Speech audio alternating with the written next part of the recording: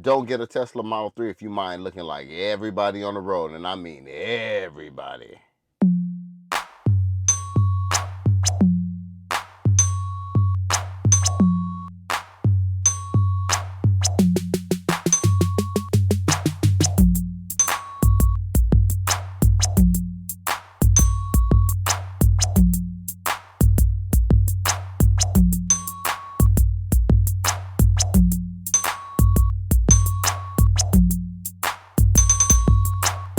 Everybody.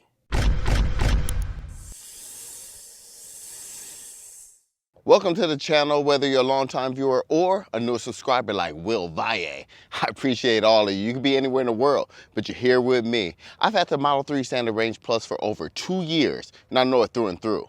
Here are my do's and don'ts buying guide. Do get it if you want the least expensive Tesla. It starts at $47,000 today. The price does fluctuate, but it's the least expensive. The next model up is $56,000 for the long range model. But don't get it if you want a less expensive EV. That means like a Chevy Bolt, a Nissan Leaf, Hyundai Kona. There's plenty of other EVs out there that you can get that's less expensive. If you just want to get in the EV game, it doesn't have to be a Tesla, then don't look this way. But the least expensive Tesla is right here. Do get a Model 3 if you want a technologically advanced car. Well, this is all Teslas in general. But the Model 3 was the first with the super minimal interior. All screen, no button to start, even no traditional key. Super minimal, look at that. Don't get a Model 3 if you want that traditional feeling interior. Many other EVs straddle the line in between, more buttons, even a push to start. I mean, that sounds funny, but Teslas don't have it. They're trying to add more screen real estate on the newer EVs, but it's not the same. But if you want that traditional style, don't get this car. Do get a Tesla Model 3 if you want that low to the ground, low to the road feel. You want to hug the curves. You want to feel every movement. It's a more stiff ride, but it is more of a sports car feel. Definitely fun to drive. Don't get it if you're very tall and you have trouble getting in and out. You might want to look at a Model Y. If you're over 6 feet tall, it is challenging at times for me to get in and out. I mean, I'm 6 feet tall with Birkenstocks on, so it's not the worst thing in the world, but it would be nice to have a higher ride height of the Model Y. I mean, once you're inside, you see I have plenty of headroom being 6 feet tall, but it's just getting in and out. That's the issue. Do get a Tesla Standard Range Plus Model 3 if you drive 200 or less miles daily. You typically want to charge the car to 80% unless you have an LFP Tesla Model 3 and you can charge to 100%. But that estimated 267 miles of range is again an estimation, and 200 is to be safe. I mean, everyday typical what you'll do, and leave some room for like going to get groceries or going to your sporting events, your kids, taking your kids places and things like that. Don't get this model if you drive over 200 miles.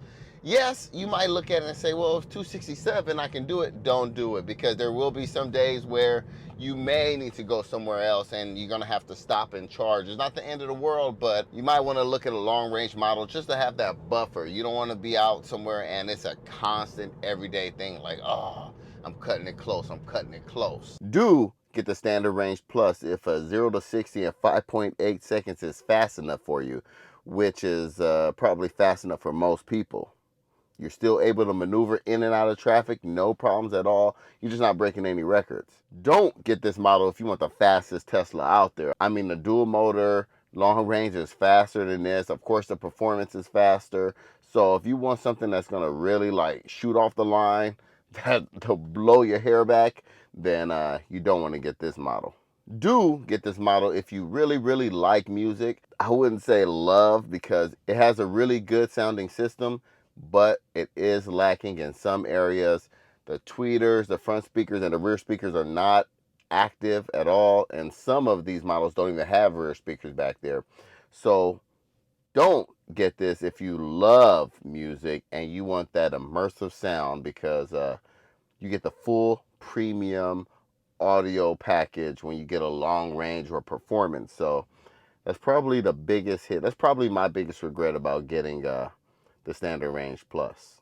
Do get this car if you like customizing your car, because yes, you can customize other cars out there, but with this one, there's so many options out there, and you have people like me showing you all of them. There's thousands and thousands and thousands of us out here telling you all the accessories to get, but there's plenty of aftermarket accessories like these hubcap wheels, the yoke, the carbon fiber dash, this white or different color interior, the powered frunk, the spoiler.